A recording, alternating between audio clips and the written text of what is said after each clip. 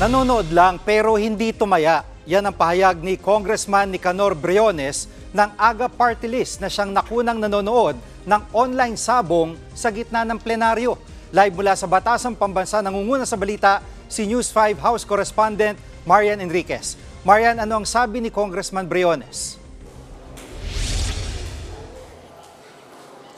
Jiggy, humarap nga sa amin itong si AGA Party List Representative Nicanor Briones na nakunan na habang nasa gitna ng sesyon na may hawak na cellphone at nanonood ng sabong. Giit niya, hindi raw siya nag-iisabong. Never daw siya nagsabong sa kanyang buhay ni wala nga raw siyang GCash o kahit na anong apps para dyan. Ang sabi po niya, meron lang daw ipinadala sa kanya yung kanyang pamangkin na video nung nagsasabong. Practice fight daw yan para sa isang derby at iniimbitahan siya na sumali para po sa tradisyonal nga na sabong sa kanilang lugar sa Batangas. Ayon nga kay Briones ay kahit kailan daw ay hindi raw siya nakita sa kahit na anong sabungan. Kaya tinatanggi niya itong aligasyon na siya po ay tumataya dito nga sa nakita sa video sa kanya. Ipinadala lang daw ito ng kanyang pamangkin doon sa Facebook Messenger para ipakita nga na magagaling daw itong mga manok na nandoon sa kanilang lugar. At ayon pa kay Briones, malamang daw ay baka parang sinasabotahe lang daw siya.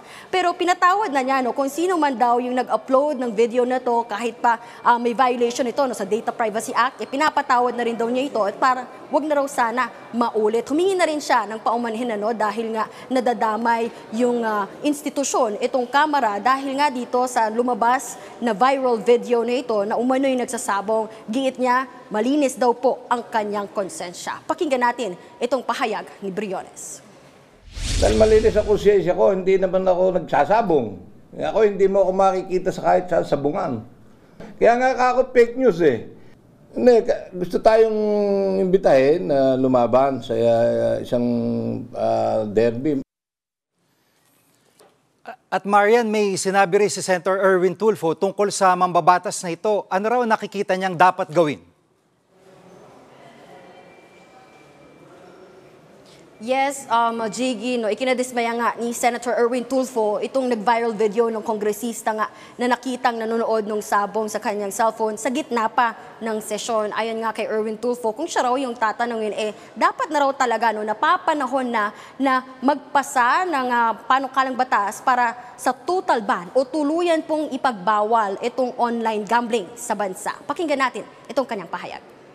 I want this online gambling stop. Ora mismo dapat itigil na ang online gambling. Because of the fact, masama na po ang nangyayari. Take the case of that lawmaker na nahuli, nag-online sabong, na nakakahiya naman, di ba? We have to stop this. Pero kung talagang hindi niya na makontrol yung kanyang kate, dapat trabahuin niya muna. Doon siya magtago siya sa bahay niya, magsugal siya ng online gambling. Bahala na po yung ethics committee doon na mag-discipline sa kanya, pero very frustrating. Yan ang ulat ni Marian Enriquez live mula sa Batasang Pambansa.